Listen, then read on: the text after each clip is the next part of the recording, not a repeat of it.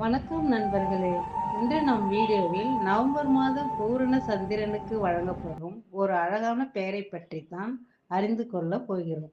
அந்த பெயர் பீவர் சந்திரன் என்று அழைக்கப்படுகிறது. பல ஆயிரம் ஆண்டுகளுக்கு முன்பு குளிர்காலம் ஆரம்பிக்க இருக்கும் இந்த நவம்பர் மாதத்தில் வட அமெரிக்கா பகுதிகளில் வாழ்ந்த பழங்குடியினர் பீவர் எனப்படும் நீர்விலங்கு செயலில் இருக்கும் காலத்தை கவனித்துக் கொள்வார்கள்.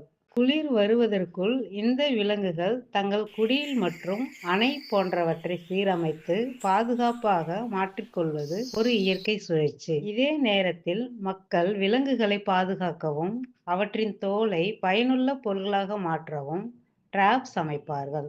இந்த பருவத்தை குறிக்க வந்த பூரண நிலவைதான் பீவர் சந்திரன் என்று அழைத்தனர். நம்முடைய பயன்பாட்டில் போலவே நம் தைப்பூச பௌர்ணமி, கார்த்திகை தீபம் போன்ற பூரண சந்திர நாட்களை சிறப்பாக கொண்டாடுகிறோம். அதே போல உலகின் பல பகுதிகளில் ஒவ்வொரு பூரண நிலவுக்கும் ஒரு பெயரும் ஒரு கதையும் இணைந்துள்ளது.